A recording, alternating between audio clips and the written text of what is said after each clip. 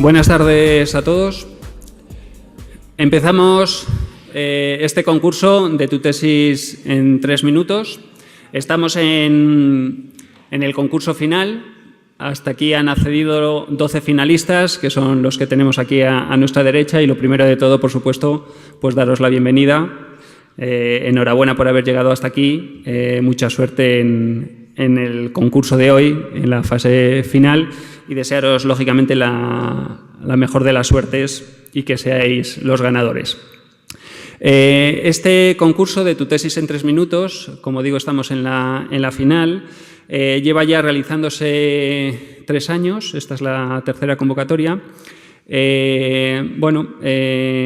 Digamos que las normas las explicará luego un poquito más la directora de la Escuela de Doctorado, para recordar también un poco a las personas participantes pues cuáles son las reglas que se tienen que regir. Esta competición no es una idea original de la Universidad de Valladolid, nace o surge, pues como tenemos ahí recogido, en 2008, en la Universidad de Queensland, en Australia, y nosotros pues, nos hemos adherido, igual que otras muchas universidades, a esta idea que creemos que es muy interesante y que permite pues, a nuestros estudiantes de un programa de doctorado, personas que están realizando su tesis doctoral, permite una faceta que no es exactamente o directamente la faceta académica y la faceta de investigación que tienen que realizar también su tesis doctoral, pero que potencia toda otra serie de facetas que también pensamos que son muy importantes y que creemos, y así también un poco viene recogido en distintas normativas y demás, pues las facetas transversales que también tiene que tener un doctorado, una persona que está realizando su tesis doctoral, como es saber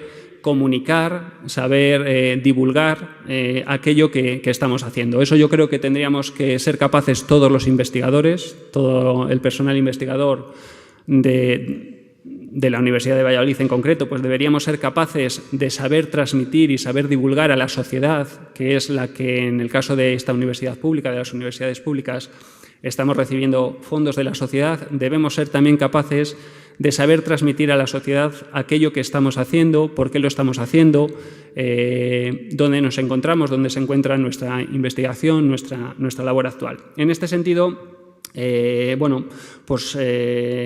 ya digo, no vamos o este concurso no premia la faceta, digamos, más académica, más de investigación, sino que justamente se fija pues, en otras facetas, como son pues, el saber exponer, el saber divulgar, pues tener en cuenta, pues, como está indicando, ¿no? Oratoria, la retórica, un lenguaje no especializado, ¿de acuerdo? El saber transmitir y el saber llegar a la sociedad y a las personas que nos están escuchando.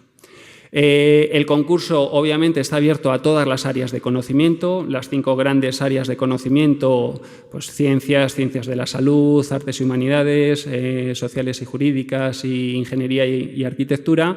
Creo que en la final pues ha habido distintas eliminatorias y quizá no todas las áreas están, pero sí que han partido 50 participantes de todas las áreas de conocimiento, de los 29 programas de doctorado que tiene la Universidad de Valladolid. Todos han tenido la opción de presentarse a este concurso y pues actualmente llegamos, como digo, a esta fase final, donde hay 12 finalistas. Cada uno de ellos ya recibe de por sí un premio de 100 euros. Y luego pues hay 4 premios, como tenemos ahí indicado: un primer premio de 2.000 euros, un segundo premio de 1.000 euros, un tercer premio de 500 euros, premios que va a deliberar el jurado que ahora mencionaré, y a mayores un premio del público también de 500 euros. Realizar este tipo de acciones, este tipo de, bueno, pues este concurso en concreto, pues requiere lógicamente del esfuerzo de muchas personas y quiero desde aquí agradecer a todas las personas implicadas en la organización de este concurso. Por una parte, pues tenemos ahí, organiza la Escuela de Doctorado de la Universidad de Valladolid, patrocina el Consejo Social, que también pone fondos para los premios, pero hay bastante más gente implicada y quiero en particular pues agradecer muy especialmente a la anterior directora y a todo el equipo de dirección de la Escuela de Doctorado por toda la implicación en la organización de este concurso.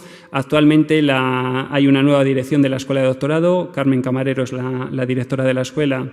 Se ha encargado también de este concurso desde que ha accedido a la dirección, pero muy apoyada, como digo, por la anterior dirección. Por lo tanto, agradeceros a la anterior dirección y agradecer a todas las personas implicadas. Hay varios investigadores del campus de Palencia, Elena Hidalgo, distintos investigadores del IBGM, etcétera. Pues agradeceros a todas las personas que estáis colaborando en este concurso, que bueno, pues requiere su tiempo, su participación y su dedicación y, lógicamente, pues podemos estar hoy aquí en este momento gracias a toda esa labor que se ha venido realizando. Colaboran en este concurso pues, distintas empresas y distintos bueno, pues, institutos de Valladolid, etcétera. En concreto, los miembros del jurado pues, pertenecen a distintos medios, fundaciones, empresas que ahora comentaré. En concreto también pues, ha habido 2 finales en institutos, en el Ferrari y en el Instituto Vega del Prado. También, lógicamente, agradecer a estos institutos pues, que nos hayan acogido, que se hayan podido realizar allí 2 finales y, bueno, pues en general, gracias a todos los que han colaborado. De estas eliminatorias previas que ha habido 4 eliminatorias hasta llegar aquí, por primer año se ha realizado una eliminatoria en el campus de Palencia. Queríamos, creo que la anterior dirección de la Escuela de Doctorado, pues esto fue una de las cosas también un poco interesantes. Ya el año anterior se había sacado, digamos, del ámbito universitario, se habían llevado algunas de las eliminatorias a institutos. Este año, además, se ha llevado una de las eliminatorias pues, al campus de Palencia, lo cual pues, creo que también es importante que seamos cada vez más conscientes que la Universidad de Valladolid está formada por 4 campus y no solamente somos el campus de Valladolid, sino que somos pues, los campus de Palencia, Soria, Segovia y Valladolid. Otras 2 finales han tenido lugar en institutos, en el Vega del Prado y en el Emilio Ferrari, y otra en el Centro Cívico Zona Sur, también tratando de implicar a toda la sociedad, ¿de acuerdo? O sea, la idea ha sido llegar a la sociedad, bueno, pues a todos aquellos que con sus impuestos y pues están contribuyendo a la labor que realizamos la universidad. Y también con esa idea de saber divulgar y saber llegar pues no solamente a aquellos que nos van a escuchar con un oído agradable, que son nuestros compañeros y nuestro ámbito universitario, sino ser capaz de llegar también pues, a personas pues, en el centro cívico, en los institutos, que no están muy al día de todas estas cuestiones, pues ser capaces también de hacer este esfuerzo y de ver que efectivamente somos capaces de llegar a ellos. Bueno, no me quiero entretener más. Estamos en este momento, como digo, en la gran final de Tu tesis en 3 minutos. Bienvenidos a todos. Le paso la palabra a la directora de la Escuela de Doctorado. Buenas tardes. Bueno, como decía el vicerrector, ya estamos en la final y lo primero que voy a hacer es presentaros a quiénes son los miembros del jurado de esta final.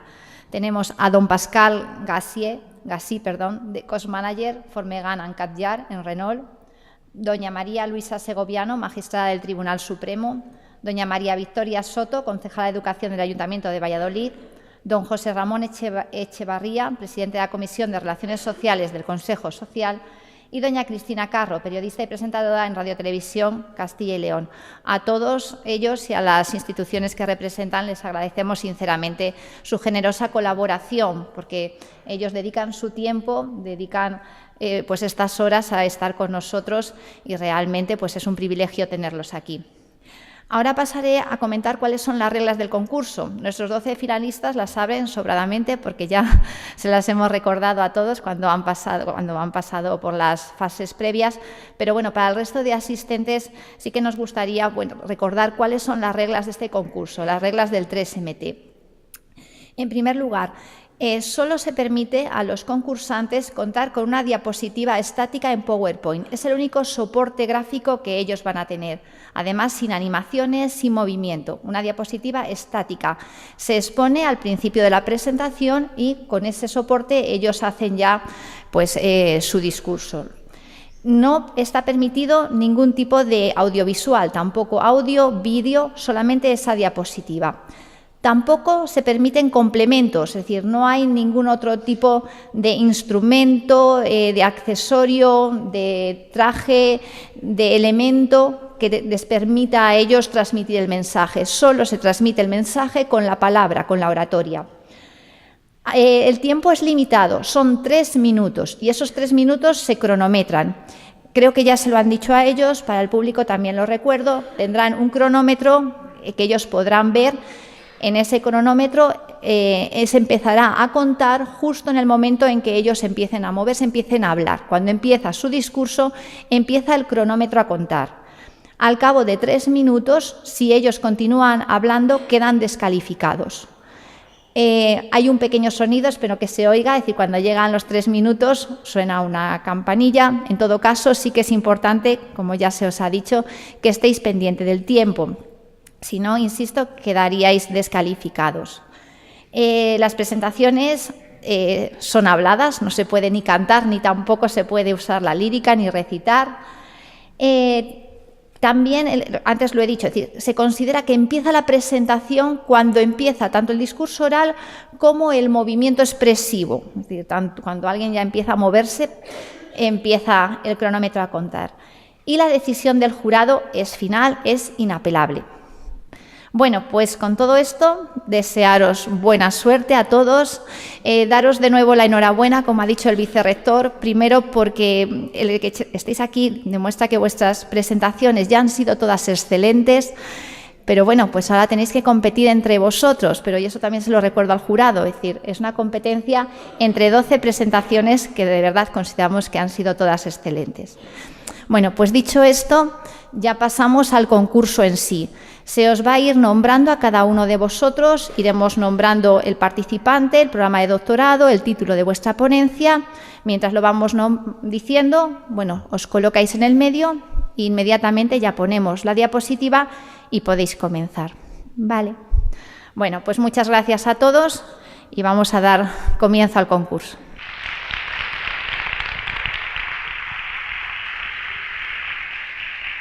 Señores, señoras, el cambio climático ya es una realidad y tenemos que hacer algo para remediarlo. Pero, ¿qué pensarían si les digo que ya tenemos la herramienta para hacerlo? Y si además les digo que esta herramienta tiene hojas y raíces, pues sí, les estoy hablando de los bosques y de su capacidad para mitigar el cambio climático. Pues son capaces de secuestrar el CO2 de la atmósfera causante del efecto invernadero y dejarlo retenido bajo el suelo en forma de carbono.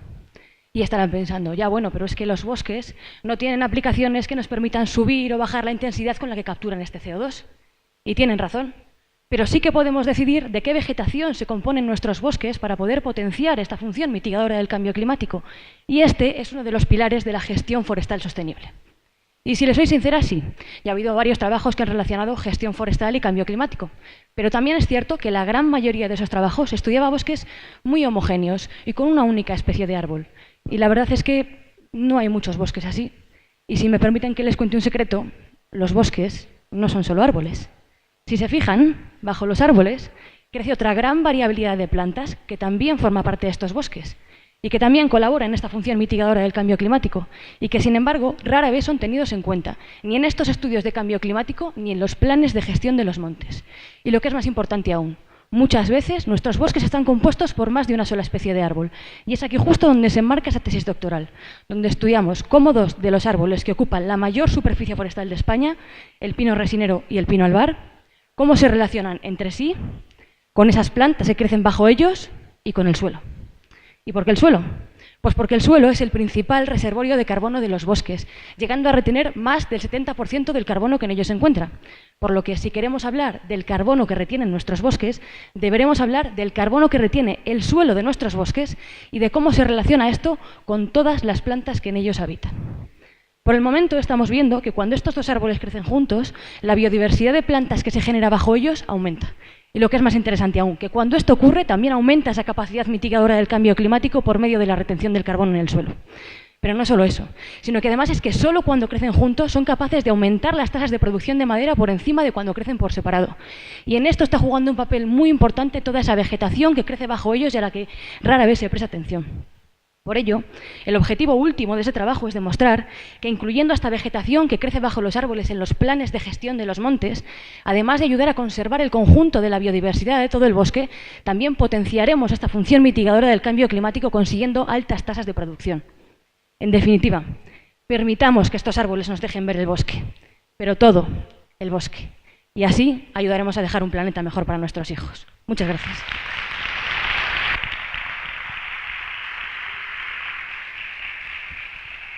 Muchos seréis académicos y conocéis lo que es este mundo de la universidad, pero para aquellos que pues eso, no lo conocéis tan de primera mano, vamos un poco a comentar cuáles son las capacidades que se espera que tenga un doctorado para ver una persona que ha leído la tesis doctoral, para ver la importancia que tiene para nuestra sociedad.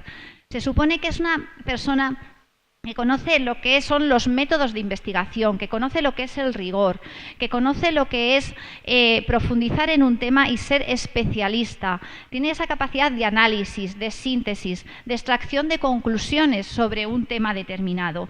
Y eso siempre con la idea de avanzar en el conocimiento, de avanzar y progresar en la mejora de la calidad de vida, en la mejora de nuestra sociedad o en el mejor conocimiento de quiénes somos o de dónde venimos. Es decir, no todo, como ha dicho el vicerrector, no solamente se investiga en ciencias sociales, se investiga en humanidades, se investiga en ingeniería, son muchas áreas que contribuyen a nuestra, pues eso, a conocernos mejor, a progresar y a mejorar lo que somos.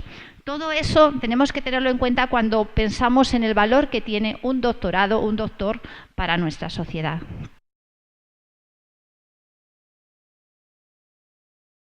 Seguro que sabéis cuánto cuesta un café en España, más o menos. Pero ¿podéis calcular cuánto cuesta asistir ahora mismo a un curso ofrecido por una universidad como el Harvard? La respuesta correcta es que os costará menos de este café español. Os costará 0 euros. Hoy en día podemos aprovechar miles de cursos online ofrecidos por universidades prestigiosas como lo de Harvard o de Cambridge sin restricciones ni geográficas ni económicas. El único requisito es tener acceso a Internet. Estos cursos se llaman MOOCs y actualmente hay más de 80 millones de estudiantes matriculados.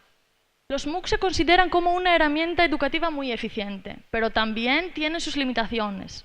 Una de estas, relacionada con el tema de mi investigación, es la dificultad de los docentes a identificar a aquellos que necesitan ayuda adicional durante el curso. Estos estudiantes, cuando no reciben la ayuda necesaria, lo abandonan. ¿Qué pasa en una aula tradicional cuando un alumno no entiende algo? Él puede siempre preguntar a su profesor. Y si no lo hace porque se siente tímido, el profesor, controlando su progreso, puede detectarlo y actuar. En los MOOCs la situación es un poco más compleja y se parece a los nadadores que tenemos aquí debido a la gran cantidad de las personas matriculadas que pueden superar los 10.000. Imaginaos la siguiente situación. Vosotros sois socorristas. Algunas de estas personas están ahogándose y tenéis que salvarlos. Pero, ¿cómo podéis saber quiénes son ellos que realmente necesitan vuestra ayuda? Igual en los MOOCs. Hay estudiantes que necesitan nuestra atención, pero nosotros no podemos detectarlos a tiempo. Si tuviéramos, sin embargo, una herramienta que nos alerta cada vez que un estudiante necesita nuestra atención, ¿podéis imaginarlo? Nosotros sí, y en esto se consiste mi tesis.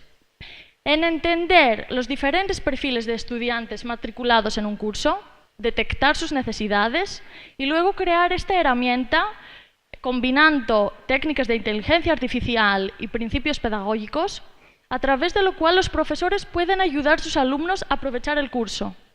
Nosotros no estamos aquí para curar el cáncer. Estamos aquí para formar las personas de la mejor manera, aprovechando todo lo que ofrece hoy la tecnología. Y quizás una de estas sea la futura ganadora del Premio Nobel de la Medicina por curar el cáncer. Gracias. Muchas gracias. Bueno, pues vamos a hablar un poquito de lo que ofrece la Universidad de Valladolid en cuanto a doctorados. Hemos dicho antes que ofrecemos 29 doctorados. Esos 29 doctorados están adscritos a la Escuela de Doctorado de la Universidad de Valladolid. Como veis, representan las 5 áreas de conocimiento: las ciencias sociales, las ciencias de la salud, arte y humanidades e ingeniería y arquitectura. Tenemos una amplia variedad de programas de doctorado. Sí que es cierto que en los últimos años, a nivel de España, se han reducido el número de programas de doctorado que se ofertan, y ello, bueno, pues al final no es más que una estructura más lógica y una mayor eficiencia en lo que se ofrece, y también, bueno, fruto de un mayor crecimiento de los másteres en investigación y másteres profesionales, que también es otra oferta que se ha potenciado en los últimos años. En todo caso, bueno, pues un poco hacer hincapié en esta idea de que dentro de la Universidad de Valladolid la oferta es amplia. Son programas de doctorado, bueno, todos, algunos de ellos además interuniversitario, que nos ofrecen, pues eso, pues estamos en cifras de pues entre 100 200 tesis al año defendidas, lo cual da idea un poco de pues la productividad de la Universidad de Valladolid en el doctorado.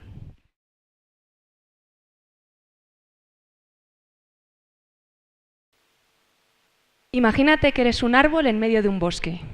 Está rodeado de otras plantas, escuchas el sonido de los pájaros, de un riachuelo, respiras aire puro. Pero de repente empiezas a notar calor, mucho calor. Todo se tiñe de rojo, el fuego se acerca. Los animales huyen despavoridos, pero tú no puedes moverte. Solo puedes esperar que las adaptaciones que tu especie ha conseguido a lo largo de miles de años de evolución te sirvan para hacer frente al fuego. Pues sí, hay algunos árboles, los que viven en zonas propensas a incendios, que tienen adaptaciones al fuego, que les permiten que el árbol sobreviva al incendio, o bien que muera, pero habiendo dejado justo antes muchísima descendencia, que al final es lo más importante en la naturaleza. Pero estas adaptaciones que les han funcionado durante miles de años, ¿les van a permitir sobrevivir ahora bajo las amenazas del cambio climático y, sobre todo, de los grandísimos y devastadores incendios actuales? Esta pregunta fue la chispa que inició mi tesis. Trabajamos con un pino originario de España y de toda la cuenca mediterránea, el pino carrasco. El objetivo de mi tesis es comprobar si ambientes más desfavorables, como los que se esperan con el cambio climático, podrían provocar que las adaptaciones de esta especie no les sirvan para sobrevivir ahora y en el futuro. Nos hemos centrado en 2 adaptaciones al fuego: el espesor de corteza, que protege las partes vivas del interior del tronco para que no se quemen, como por ejemplo el corcho de los alcornoques, y la serotinia, que lo que hace es guardar una gran cantidad de semillas dentro de frutos cerrados que solo se abrirán tras un incendio, facilitando así el nacimiento de nuevos árboles. Para ello hemos medido numerosas características en varios cientos de pinos alrededor del Mediterráneo. Nuestros resultados indican que ambientes cada vez más secos y azotados por incendios más intensos y más frecuentes van a provocar que los árboles tengan menos recursos disponibles, sobre todo menos agua. Por ello, nuestra especie crecerá menos, almacenará menor cantidad de semillas y su corteza será más delgada. En definitiva, la supervivencia del árbol será menor y generará menos descendencia con menor probabilidad de que ésta sobreviva, lo que le va a poner las cosas realmente difíciles a esta especie en el futuro. Estos resultados son muy novedosos, pero debemos seguir investigando para entender cómo estas adaptaciones al fuego pueden verse afectadas por la competencia entre árboles o cómo pueden relacionarse con otras características fundamentales para la supervivencia de la especie, como por ejemplo la reproducción. Aún así, estos resultados ya tienen una aplicación directa en la gestión y conservación forestal, donde es fundamental incluir las adaptaciones al fuego para conseguir una mejor conservación y un manejo de nuestros bosques más sostenible. Así, nuestro árbol sobrevivirá y nosotros podremos seguir disfrutando de placenteros paseos por vivos y verdes bosques. Muchas gracias.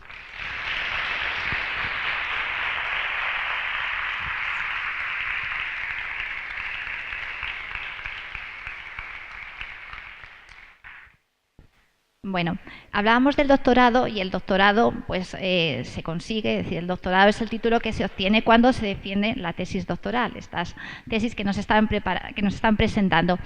¿Y cómo comienza una tesis doctoral? Pues empieza encontrando ese hueco, encontrando eso que alguien pues, piensa que no se ha investigado. Como veis en todos ellos es lo que están haciendo, centrarse en un aspecto concreto de su disciplina, en un aspecto concreto de la ciencia y profundizar en ello. Y para ello es muy importante pues eso, también la labor de directores, la labor de programas de doctorado que te ayudan siempre esto a encontrar ese hueco, el find the gap, qué es lo que falta en la literatura, qué es lo que no se ha investigado y es lo que hay que conocer.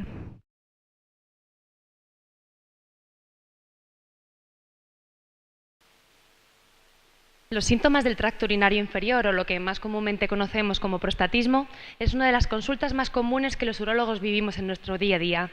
Clásicamente le hemos echado la culpa a la próstata, y es que ¿quién no tiene un padre, un vecino o un amigo que sufre de la próstata? Y digo sufre porque puede que nadie se muera de esto, pero estos síntomas generan un gran impacto en la calidad de vida de quienes lo sufren y sus familias. El problema está en que últimamente hemos conocido que la vejiga también juega un papel en esta relación y alteraciones de la misma pueden cursar con los mismos síntomas. Para que nos entendamos, yo siempre he dicho que los urólogos somos como fontaneros.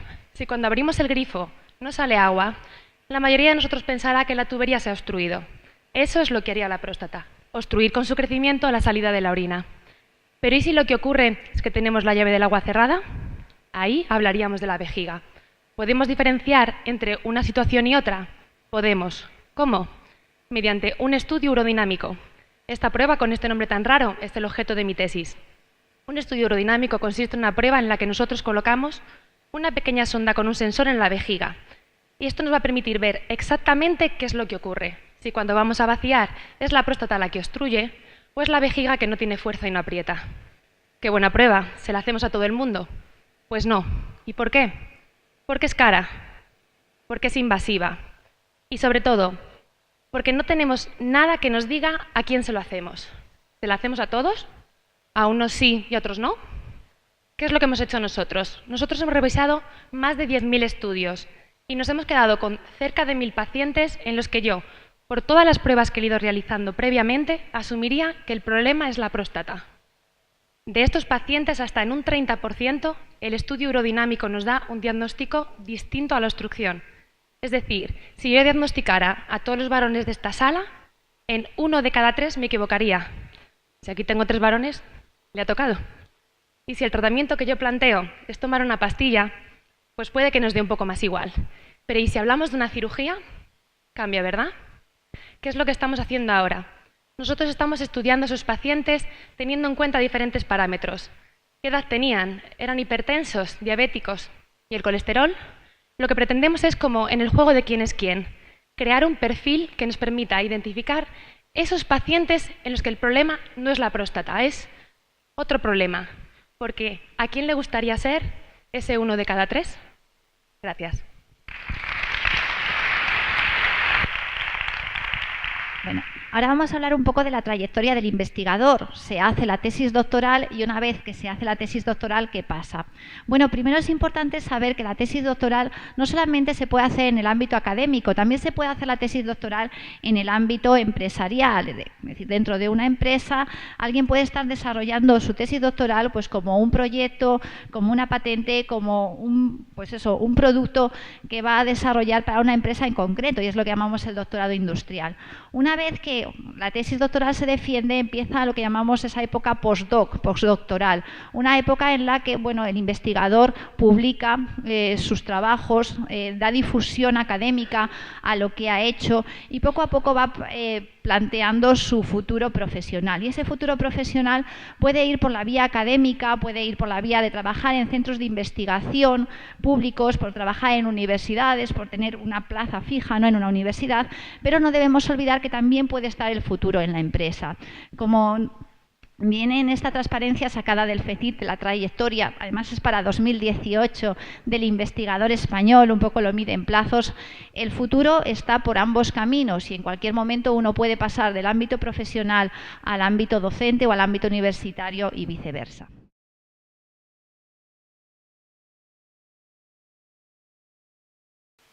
Durante la elaboración del vino tienen lugar múltiples procesos físico-químicos y microbianos que dan lugar a unas características específicas para cada vino. Cuando estos procesos tienen lugar de forma inadecuada, surgen imperfecciones en el vino que merman su calidad. Es por ello por lo que cada día los controles de calidad son más estrictos. En los laboratorios enológicos se llevan a cabo los análisis químicos tradicionales que necesitan de personal muy cualificado y equipos muy costosos. Pero además, las bodegas muchas veces también recurren a expertos catadores de vinos para que analicen el vino en su fase gustativa, visual y olfativa. Pero estos análisis son subjetivos, porque dependiendo de cada persona, las diferencias van a ser significativas. Para disminuir el coste y el tiempo que requieren estos análisis químicos tradicionales, en nuestro laboratorio estamos desarrollando lenguas y narices electrónicas para analizar líquidos y olores. Concretamente en el caso del vino, durante mi tesis doctoral hemos desarrollado una lengua electrónica basada en sensores químicos para el análisis de vinos. Pero ¿cómo funciona nuestra lengua electrónica? Nuestra lengua electrónica está basada en una red de sensores diferentes entre sí, que se van a sumergir en un vino a analizar y cada sensor nos va a proporcionar una respuesta electroquímica diferente. Estas respuestas se van a enviar a un ordenador y mediante un tratamiento estadístico de los datos adecuado nos va a permitir distinguir entre diferentes vinos, teniendo en cuenta su variedad de uva o si son de diferente denominación de origen o incluso distinto estado de envejecimiento. Pero no solo eso, además, gracias a nuestra lengua electrónica hemos podido analizar el contenido polifenólico de los vinos. Y esto es muy importante porque los polifenoles son esos compuestos químicos que dan las características organolépticas a los vinos, de textura, color, olor o sabor. Y no solo eso, aportan antioxidantes, esos compuestos tan beneficiosos que conocemos para nuestra salud y que muchas veces nos recomiendan los médicos esa copita de vino al día, ¿no? Por último, me gustaría resaltar la importancia que ha tenido la nanociencia y la nanotecnología en el desarrollo de nuestros sensores. Gracias a ello hemos podido depositar películas muy delgadas de materiales electrocatalíticos sobre nuestros sensores del orden de 1 a 100 nanómetros. Pensemos que un cabello humano tiene un diámetro de 80.000 nanómetros. Pues bien, gracias a estas películas, nuestros sensores han mejorado sus respuestas cuando hemos analizado los vinos, mejorando así las prestaciones de nuestra lengua electrónica para analizar vinos. Muchas gracias por su atención.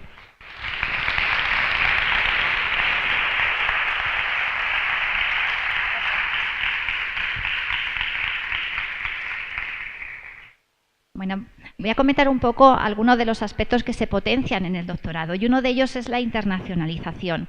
Hoy en día se pretende o se intenta o se recomienda que el alumno que está realizando su tesis doctoral tenga una experiencia de internacionalización.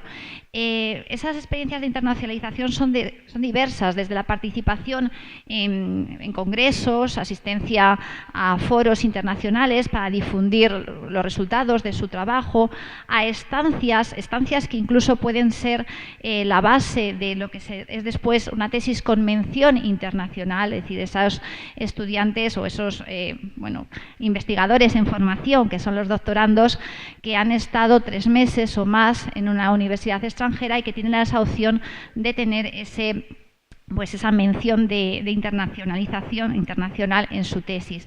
Y luego también está la opción de tesis en cotutela, aquellas tesis en las cuales tú tienes directores en 2 universidades en España y fuera de España, y al final eso te otorga un título de doctor en las 2 universidades. Todo ello son opciones con las que cuentan nuestros doctorandos. Entonces, bueno, sí que es importante conocerlo y también es un poco transmitir y potenciar esta fase que debe tener la investigación.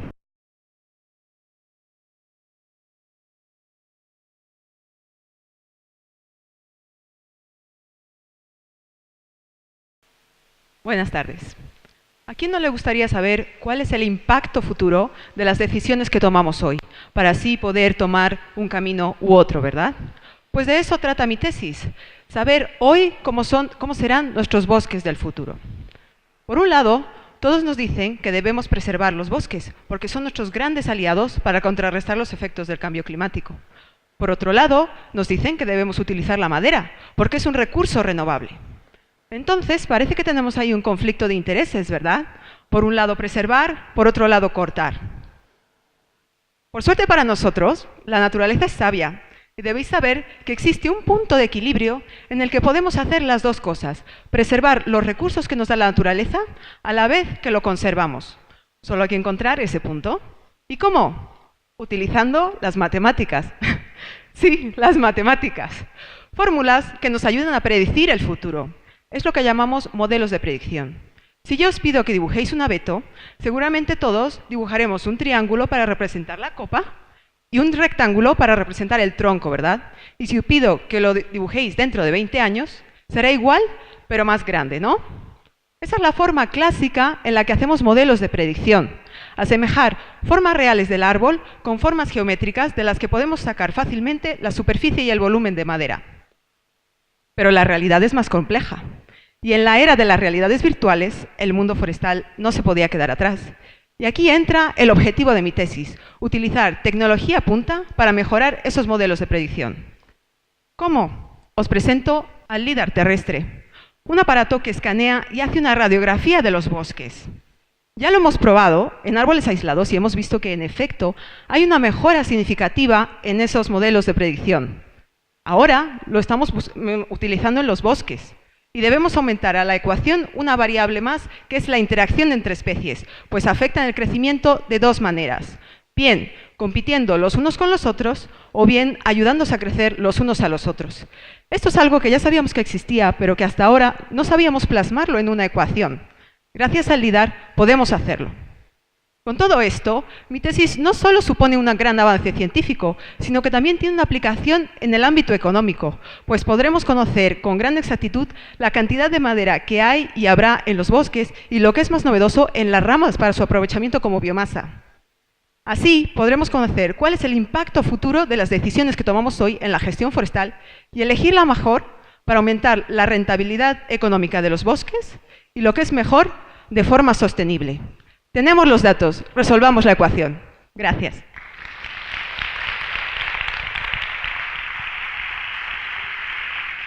Bueno, pues vamos a continuar un poco con el tema de la internacionalización, de lo que estábamos hablando.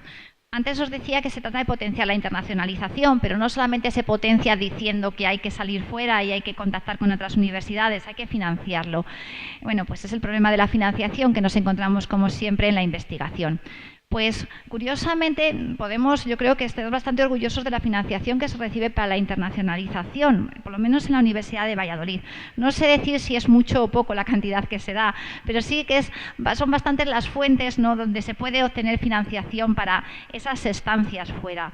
Tenemos ayudas del Vicerrectorado de Investigación para estancias, es decir, el alumno de doctorado puede concursar a estas ayudas y recibirlas para hacer estancias.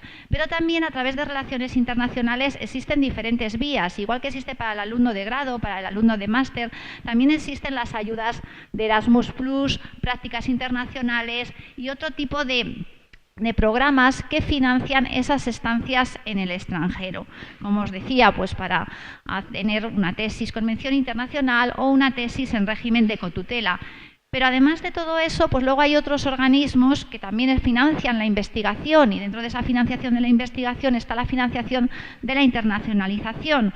Son todas esas becas que ofrece el Ministerio, las famosas FPU, FPI. Y bueno, luego están las empresas privadas, es decir, ahí sobre todo son las instituciones, pues a lo mejor como puede ser en algún momento ha sido la Caixa, ha podido ser Banco Santander, que han financiado también proyectos de investigación orientados a financiar tesis doctorales. Quiero con ello decir que, bueno, como decía al principio, no sé si las cantidades son suficientes, pero sí que la variedad de ámbitos sí que nos hacen ver, bueno, cómo es importante pues promocionar nuestra investigación no solo a nivel interno, sino a nivel internacional. Si hay algo que hay que difundir, pero difundir en todo el mundo, es el conocimiento, es algo que no se queda dentro de casa.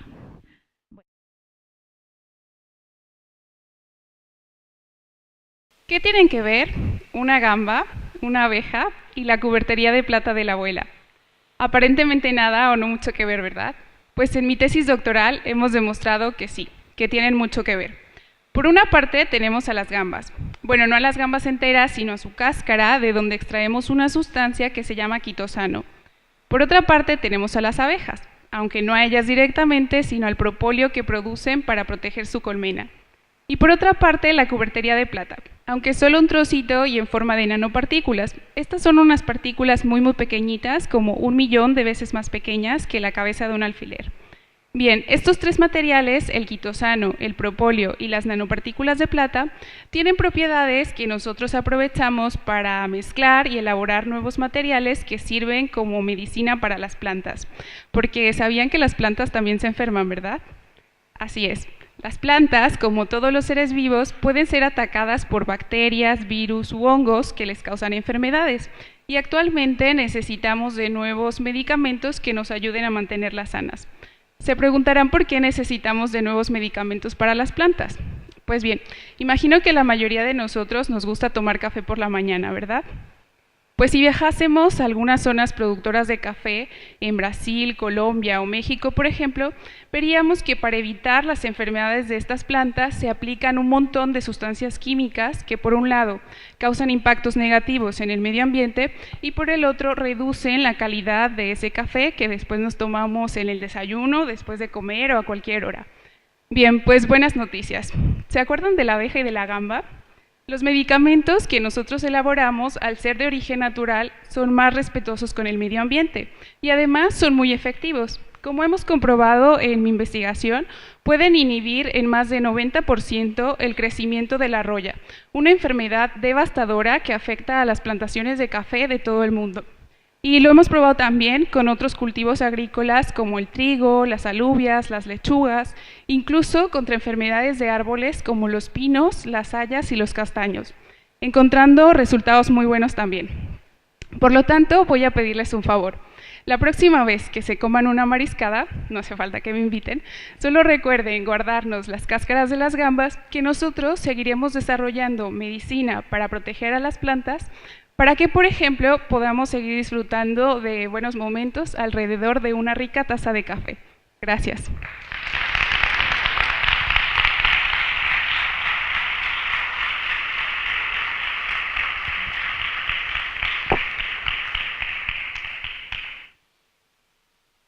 Otro elemento importante en la investigación y en la investigación en torno a una tesis doctoral es la colaboración.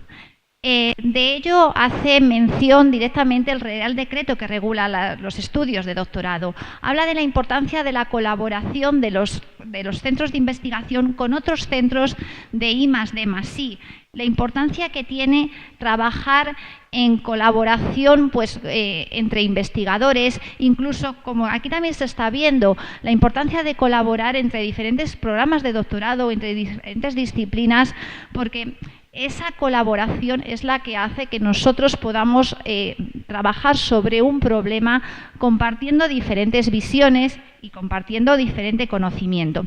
Pero no solamente es importante la colaboración con centros de I+D+I, es importante también la colaboración con otras instituciones, con otros organismos, organizaciones que van a dar salida a ese conocimiento, que es donde se va a aplicar. Todos pensamos en los hospitales, pero son los hospitales, son fundaciones, son empresas. Con todos ellos es muy importante la colaboración. La colaboración al inicio, cuando se inicia un trabajo de investigación, saber qué podemos aportarles. Y la colaboración al final, es decir, esa investigación que se ha hecho, que tenga un cauce donde se ponga en práctica, donde todo eso tenga salida, donde consigamos que esta investigación que se está desarrollando aquí, un día, pues eso, sea un producto, sea algo que solucione un problema o que de alguna manera contribuya a que nuestra vida sea mejor en algún aspecto.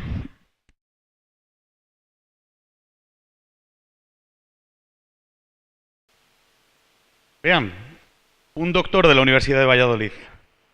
No me refiero a mí, que como bien saben, soy solo un proyecto de doctor. Es Miguel Delibes, quien como 40.000 personas cada año en España, y como le ocurrirá a 1 de cada 20 de ustedes a lo largo de sus vidas, padeció cáncer de colon. Miguel Delibes, como la mayoría de nuestros pacientes, fue operado y se curó. Sin embargo, hace 20 años ningún médico supo decirle a Delibes cómo se encontraría después de la intervención. ¿Saben ustedes cuál es la mayor inquietud de nuestros pacientes antes de operarse? Sobrevivir. Y para eso tenemos respuestas, porque es un asunto ampliamente estudiado. Sí, señor Con un 75% de probabilidad, usted estará vivo a los 5 años de la intervención. Pero después de operarse, las inquietudes de nuestros pacientes cambian. Doctor, ¿cuándo podré volver a trabajar? ¿Podré viajar? ¿Podré tener relaciones sexuales? Todavía no puedo caminar ni 100 metros sin pararme. Todo ello es lo que se denomina calidad de vida relacionada con la salud. Y actualmente es una verdadera incógnita debido a la falta de estudios al respecto. Existen multitud de cuestionarios que evalúan esta calidad de vida. Son cuestionarios sencillos, autoaplicables y validados internacionalmente. Pero a día de hoy no existe evidencia científica sobre cómo es la calidad de vida en las personas operadas por cáncer de colon. Y mi trabajo pretende, mediante la aplicación de diferentes de estos cuestionarios, averiguar qué aspectos de la vida diaria de nuestros pacientes se alterarán tras el tratamiento quirúrgico. En nuestros primeros resultados hemos averiguado que los problemas que más frecuentemente atañen a nuestros pacientes son la depresión y la disfunción sexual. Pero también hemos obtenido algunos datos verdaderamente llamativos, como por ejemplo que en determinadas circunstancias, con una bolsa en la tripa para hacer deposición como la que ven en la imagen, lo que se llama una colostomía, en determinadas ocasiones la calidad de vida es mejor que sin ella. Si identificamos los factores que trastornan la calidad de vida en los pacientes operados por cáncer de colon, podremos aplicar por un lado medidas preventivas y otras de detección precoz con el fin de minimizar al máximo la alteración de la calidad de vida en las personas que han sido operadas por cáncer de colon. Miguel Delibes declaró públicamente: el balance de la intervención fue desfavorable. Perdí todo. Perdí hematíes, dioptrías, capacidad de concentración. Los cirujanos impidieron que el cáncer me matara, pero no pudieron evitar que me inutilizara para trabajar el resto de mi vida. Y terminó añadiendo: en el quirófano entró un hombre inteligente y salió un lerdo. Y ese es el objetivo de mi tesis doctoral. Averiguar cómo tras nuestras intervenciones, nuestros doctores y todos nuestros pacientes no terminen convertidos en lerdos. Gracias.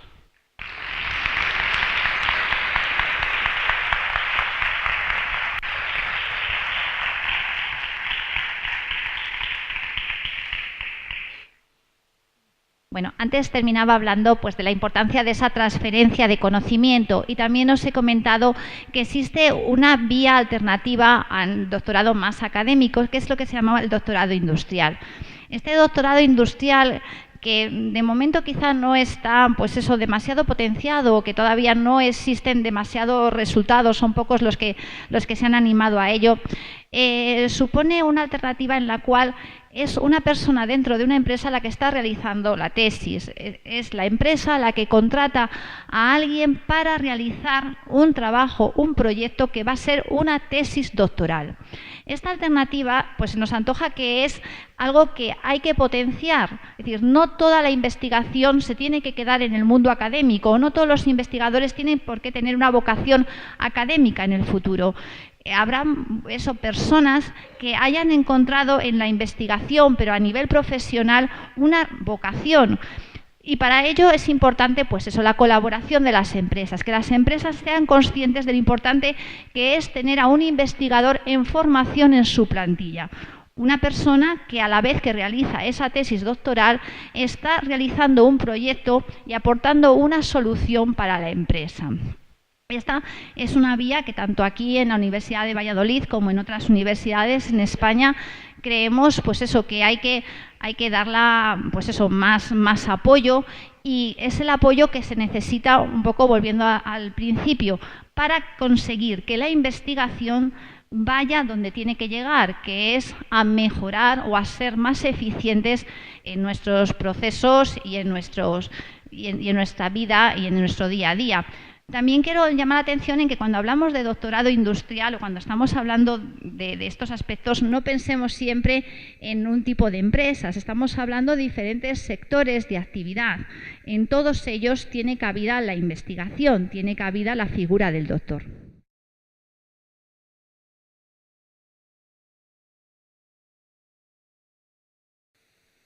¿Queréis que vuestros hijos saquen buenas notas en el colegio? ¿Queréis también que vuestros hijos no tengan problemas de crecimiento en universidad?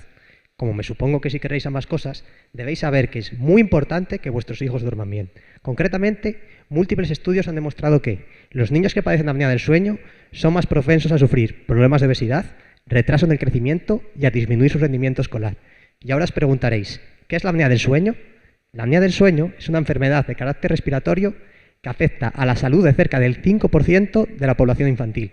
Esta enfermedad no solo tiene efectos negativos en los niños, sino que también está relacionada con infartos y cáncer en la población adulta. Por lo tanto, es de gran importancia diagnosticarla con la mayor brevedad posible. El problema es que esto no está ocurriendo actualmente.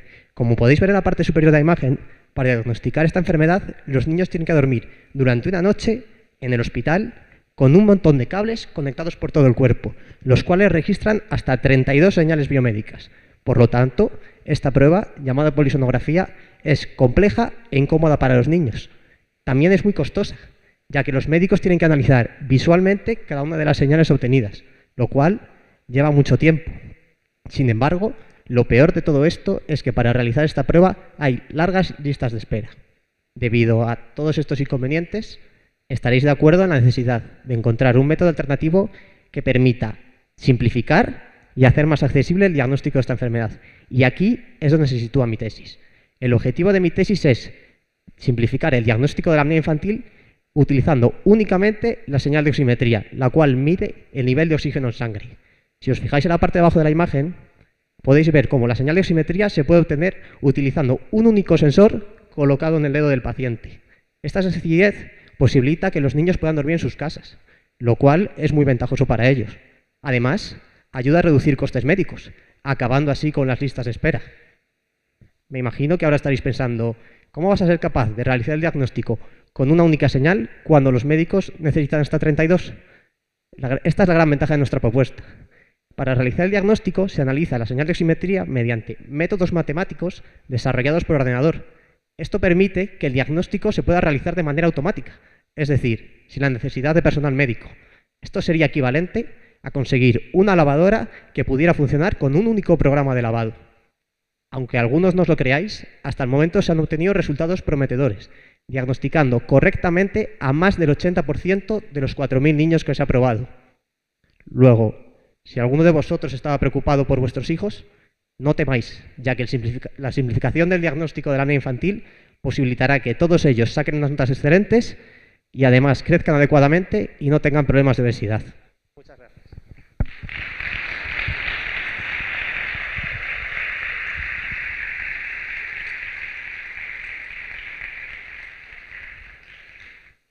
Bueno, he empezado la presentación hablando de las competencias de un doctor, ¿no? Las que se adquieren con la tesis doctoral. Y he dejado dos para el final, que son las que más nos afectan hoy. Una es la capacidad de comunicación, es decir, la capacidad de comunicar, pero no solamente en el ámbito científico. Estas competencias, bueno, vienen establecidas así en el MECES 4, es decir, qué es lo que supone ser doctor. Entonces, esa comunicación también trasciende a lo que es la divulgación, comunicar a la sociedad los resultados de nuestra investigación. Y un poquito más allá es ir hacia el avance científico. Es decir, no nos quedamos en la tesis doctoral. Cuando hemos conseguido esa tesis doctoral es como que hemos puesto esa primera piedra en lo que va a ser nuestra carrera investigadora. Es decir, la tesis doctoral, al final podríamos pensar que es hemos terminado. No, hemos terminado nuestra formación. Es cuando empieza realmente nuestra carrera investigadora. Es cuando a partir de aquí nosotros ya vamos a poder enfrentarnos a otros proyectos de investigación. Es decir, el doctor recién doctorado, podemos decir que es como el que se acaba de sacar el carnet de conducir. Yo ya sé conducir. A partir de ahora voy a conducir todos los días y voy a demostrar que soy un buen conductor. Entonces, eso para los jóvenes doctores es lo que se espera de vosotros.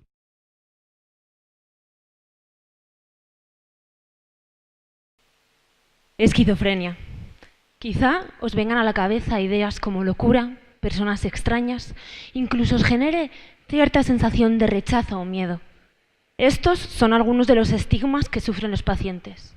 De hecho, pensad si conocéis a alguien con esta enfermedad. Ahora analizad conmigo el caso de dos pacientes. Uno con delirios y alucinaciones como que la televisión le habla, los semáforos le insultan o la gente por la calle le persigue. Por otro lado, otro paciente que tiene un lenguaje y un pensamiento desorganizado, incoherente, y que además es incapaz de sentir felicidad o motivación por las cosas que le rodean. Ambos pacientes, a pesar de lo distintos que son, tienen el mismo diagnóstico, esquizofrenia. ¿Y cómo es posible si son tan diferentes? El problema es que el diagnóstico se realiza única y exclusivamente en función de los síntomas que cuenta el paciente y lo que el propio psiquiatra observa. Es decir, no existe ninguna prueba médica que nos ayude al diagnóstico de esta enfermedad. ¿Os imagináis que esto pasara en otras especialidades de la medicina? Por ejemplo, que se diagnosticara cáncer o hepatitis sin hacer ninguna prueba, solo en función de lo que el paciente cuenta y el médico ve. Sería inviable, ¿verdad? Lamentablemente, esto es lo que pasa en psiquiatría, pero no porque no se haya intentado mejorar. Se han hecho muchas investigaciones intentando entender la causa biológica de la esquizofrenia, pero ninguno de los resultados se ha podido aplicar al diagnóstico. Así que ante este panorama, en mi grupo nos planteamos, ¿estamos haciendo las cosas bien? Quizá no estamos yendo en la dirección adecuada. Y aquí es donde entra mi tesis doctoral. Creemos que la aproximación más común en investigación, que mete a todos los pacientes bajo un mismo paraguas, es decir, cree que todos son iguales, es errónea. Y proponemos mirar en profundidad qué alteraciones tiene cada uno de estos pacientes. Por ejemplo, si tienen anomalías genéticas o si tienen una actividad o una forma cerebral extraña. Para esto usamos técnicas como la resonancia magnética o la electroencefalografía. Así, a partir de los datos obtenidos, definimos subgrupos de pacientes que tienen en común ciertas alteraciones y que a su vez son distintos de otros subgrupos que tienen alteraciones diferentes. En definitiva, lo que intentamos es buscar una nueva clasificación de la enfermedad en base a criterios biológicos, objetivos y medibles, y que esto nos ayude tanto al diagnóstico como al tratamiento de la enfermedad, actuando no solo contra los síntomas, sino también contra las causas que generan estos síntomas. Y quizá así también podamos eliminar parte del estigma que tienen estos pacientes. Muchas gracias.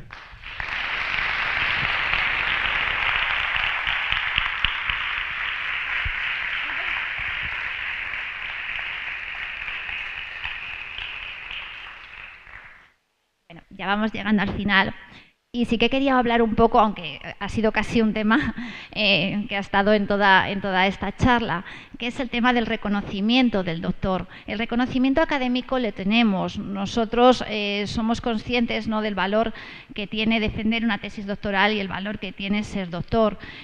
Supone un cambio, ¿no?, en el estatus, como os decía, pasas a ser investigador en activo, pasas a tener acceso a poder dirigir proyectos, pasas a poder concursar a plazas. Ese reconocimiento existe, pero existe ese reconocimiento social. Eso es importante para nosotros que vaya cambiando. Creemos que por una parte hay un desconocimiento en la sociedad de lo que significa la figura del doctor. Actos como este contribuyen pues no solamente a difundir la investigación, sino a difundir la figura del doctor, que supone hacer una tesis doctoral, en qué se está trabajando, qué es lo que se hace y bueno, pues explicar un poco cuál es el objetivo de todo ello. Si no existe ese reconocimiento social, pues es cuando empiezan a surgir otros problemas, como nosotros ya vamos viendo, es decir, no hay ayudas a lo mejor suficientes para la investigación, es algo que no se considera que tenga unos resultados a corto plazo y cuando pues eso pensamos en recortes, pues se recorta en la investigación porque es aquello que así a corto plazo parece menos importante.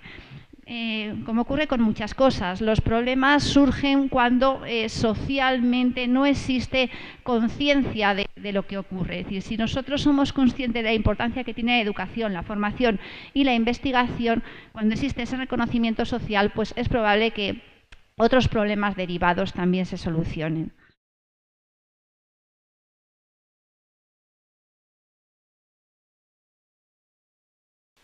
Le conocen, ¿verdad? Claro, todos conocen al hombre de la izquierda. Se trata de José María Ruiz de Arriaga, socio fundador del despacho de abogados Arriaga y Asociados, firma pionera en la utilización de la publicidad para promover la contratación de sus servicios profesionales, principalmente destinados a los consumidores en defensa de los bancos que años atrás les habían vendido participaciones preferentes o habían concedido préstamos con garantía hipotecaria con cláusula suelo, entre otros productos. Del hombre de la derecha quizá no le suene tanto. Si estuviera aquí Matías Prats diría que seguramente se trate de algún cliente al que algún banco le ha metido un gol. De eso trata precisamente mi tesis, de establecer los criterios por los que debe regirse la publicidad de los abogados. Nuestro sector, el de la abogacía, es extremadamente conservador y anclado en el pasado. Les voy a dar un dato que lo corrobora. La primera norma sobre publicidad en general en España data del año 1964. Sin embargo, los abogados no hemos podido realizar publicidad de nuestros servicios jurídicos hasta el año 2000. El problema es que últimamente se está realizando una mala publicidad y, entre otras cuestiones, ello se debe a que los contornos por los cuales debe discurrir la publicidad lícita no están bien delimitados. Y eso es lo que yo pretendo hacer, establecer un sistema por el que establezcamos las reglas por donde debe discurrir la publicidad de los abogados. La cuestión no es baladí. Determinar qué debe entenderse por publicidad engañosa o qué debe entenderse en el ámbito de la abogacía la publicidad agresiva, parasitaria o que utiliza una desgracia ajena, o establecer los criterios por los que debe regirse las comunicaciones comerciales online al publicitar a los abogados para evitar el spam. Todas estas cuestiones no están bien delimitadas y hay que hacerlo, y a ello es lo que me voy a dedicar en mi tesis doctoral. Los abogados manejamos un producto que es excesivamente delicado. Nos movemos con el patrimonio y con la libertad de las personas. ¿Hagamos publicidad? Claro que sí, pero con límites. Y esos límites son los que pretendo establecer sistemáticamente en mi tesis. Muchas gracias.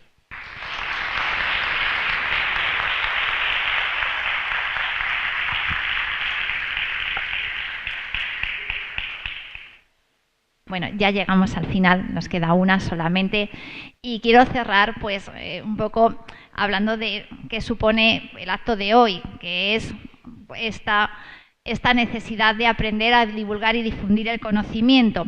Entonces, bueno, pues también quería comentar que los participantes en este concurso, en el 3MT, han tenido la oportunidad de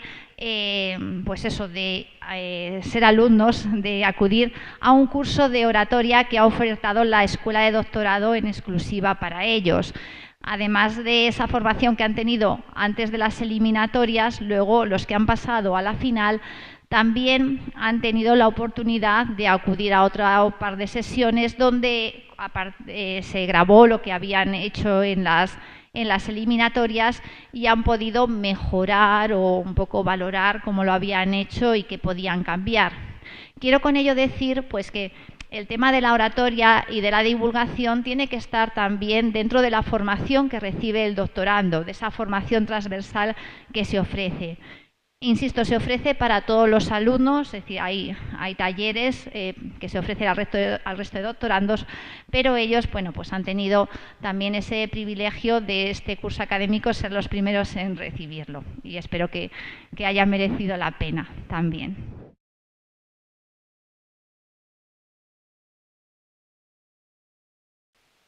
Por favor, cierra los ojos. Imagínate caminando en un mundo donde millones de personas mueren por plagas, sequías, hambre e inundaciones, donde las islas del Pacífico y los polos han dejado de existir y gran parte de las especies que hoy conocemos se han extinguido. Con esta imagen en tu mente, quiero que abras los ojos. Por suerte todavía no estamos en este punto, pero sí es verdad que esta imagen que se nos antoja lejana parece estar más cerca de lo que esperábamos. Hace un par de semanas salía a la luz el último informe de la ONU sobre cambio climático, en el que nos dicen que en poco más de 12 años llegaremos a un umbral de temperatura por encima del cual Cualquier incremento, por pequeño que sea, acarreará unas consecuencias devastadoras. Esta noticia nos deja claro que tenemos que hacer algo, y hacerlo ya. Y es aquí donde se encuentra mi tesis doctoral. En ella buscamos cómo reducir el CO2 de la atmósfera para así mitigar el cambio climático, combatirlo. Para ello tenemos dos claves principales. La primera es el suelo. No el suelo que estamos pisando en este auditorio hoy, sino aquel suelo en el que puede crecer vida, como es el suelo de un bosque. Y es que resulta que los suelos son la mayor reserva de carbono de la Tierra. Tienen la capacidad de arrancar el carbono del CO2, transformarlo y guardarlo dentro de él. No obstante, es verdad que necesitan la ayuda de los árboles para que tomen este contaminante y se lo pasen. Y es aquí donde entra la segunda clave de esta tesis, los bosques. Parece ser que los bosques mixtos, aquellos formados por más de una especie de árbol, son más eficientes en muchos aspectos que los monoespecíficos, aquellos que solo tienen una especie de árbol. Pero nos preguntamos, ¿son también mejores capturando el CO2 y guardándolo en sus suelos? Pues esto es lo que queremos resolver. Por tanto, el objetivo principal de esta tesis es comparar los suelos de estos dos tipos de bosques y ver cuáles capturan más CO2 y, lo más importante, lo guardan durante más tiempo. Para ello, hemos localizado estos bosques, hemos ido a campo y recogido los suelos en los tubos que veis en la imagen. Lo hemos llevado al laboratorio y estamos comenzando a trabajar en ello.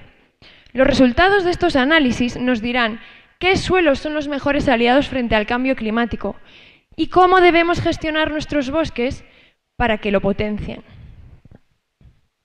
Así, la próxima vez que abras los ojos, no será con miedo a un mundo con fecha de caducidad, sino con la ilusión de un mundo renovado. Muchas gracias.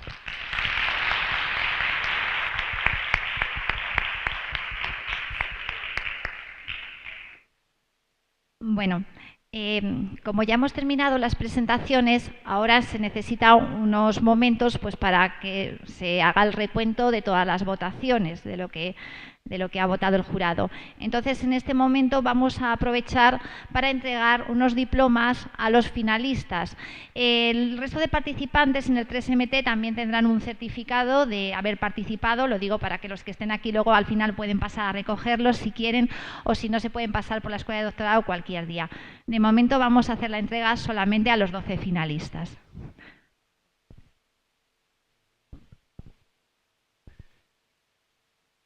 Entregamos diploma como finalista a doña Sara Uzquiano Pérez con su intervención titulada Los bosques del futuro.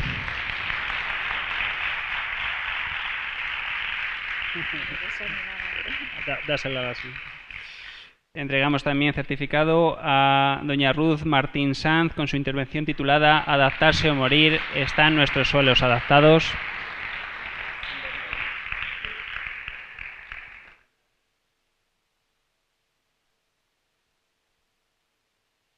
También a Paraseski Topali por su intervención Lucha, sobrevive, aprende, ayudando a profesores a identificar estudiantes en riesgos de abandono de MOOC.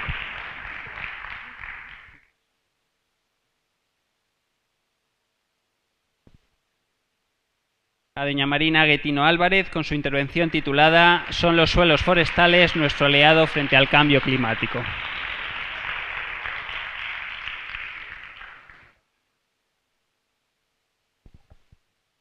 A don Luis María Merino Peñacova con su intervención titulada Calidad de vida tras el cáncer de colon.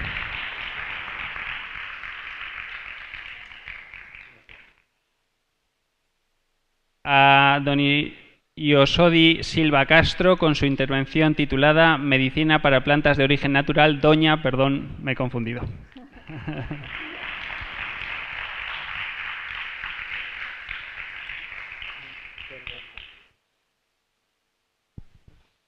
A don Fernando Vaquerizo Villar con su intervención titulada Apnea infantil, ayudadles a dormir.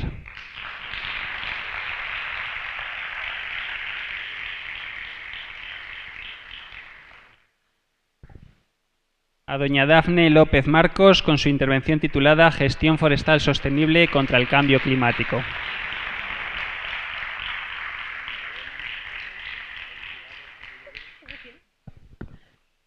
A doña Alba Lubeiro Juárez con su intervención titulada Buscando una clasificación biológica de la esquizofrenia.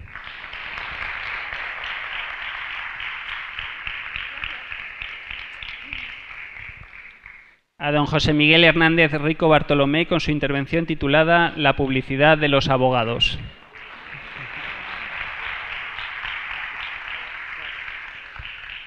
A doña Celia García Hernández con su intervención titulada Lenguas y narices electrónicas para analizar vinos.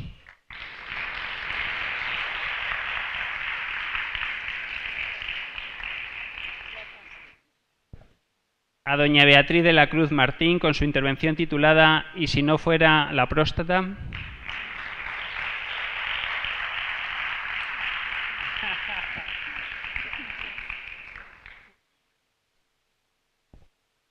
Bueno, está la emoción de conocer ahora el nombre de los distintos ganadores. Lógicamente, como ya hemos indicado antes, todos os tenéis que sentir ganadores el haber llegado hasta aquí.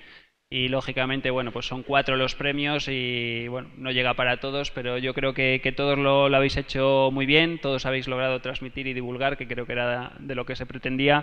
Por lo tanto, sentiros ante todo todos ganadores. Antes de pasar a esa entrega, sí que quería, si alguien del jurado nos comenta un poco sus sensaciones y un poco lo que les ha parecido el concurso. Bueno, pues muy buenas tardes a todos y a todas.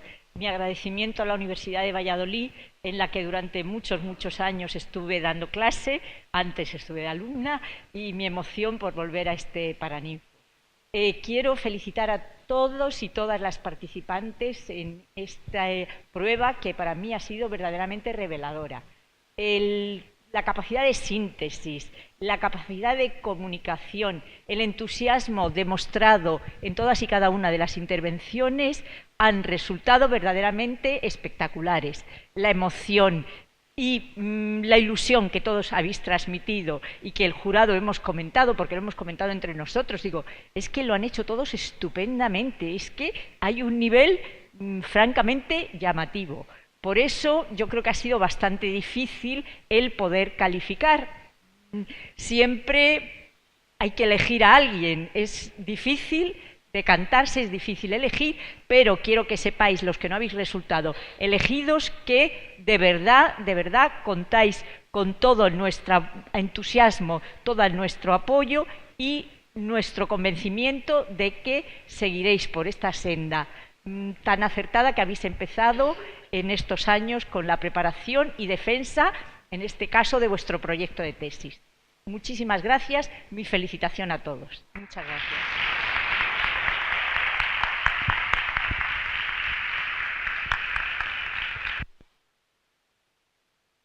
Agradecer, por supuesto, una vez más a María Teresa que ha intervenido y a todos los miembros del jurado.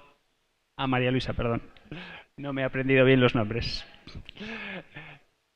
Y agradeceros, como decía, por todo, por el esfuerzo de estar aquí, el haberos robado este tiempo y el hacerlo de forma tan desinteresada. Y, bueno, por supuesto, muchas gracias por ayudarnos, ¿no? Pasamos entonces a los premios. Empezamos por el premio del público. Y el premio del público recae en Alba Lubeiro Juárez.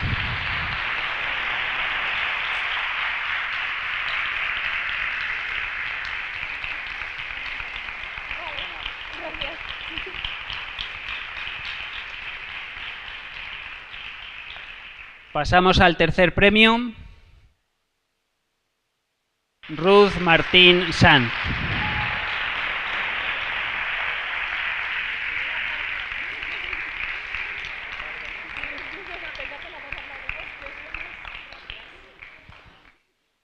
Según...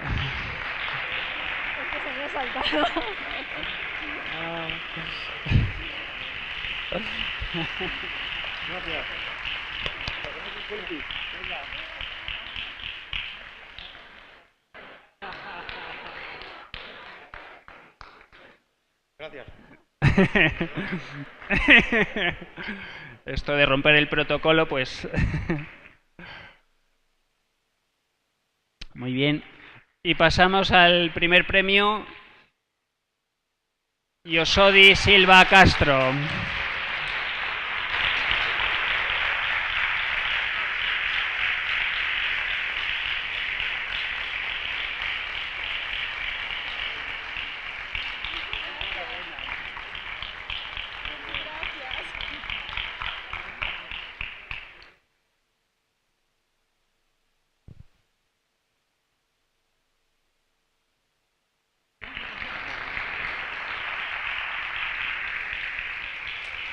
Ahora después nos hacemos una foto de todos o venimos y hacemos una foto. Enhorabuena a todos, enhorabuena lógicamente a los 3 ganadores y al premio del jurado. Pasamos, nos hacemos una foto y después ya salimos para el catering. Muchas gracias a todos por asistir, por acompañarnos.